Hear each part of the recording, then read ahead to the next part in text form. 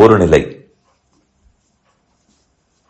வந்து சேர்ந்ததை ஒருமுகப்படுத்துதல் இரண்டாவது நிலை, ஒருமுகப்பட்ட மனத்தாலே இடைவிடாமல் சிந்தித்தல் மூணாவது நிலை.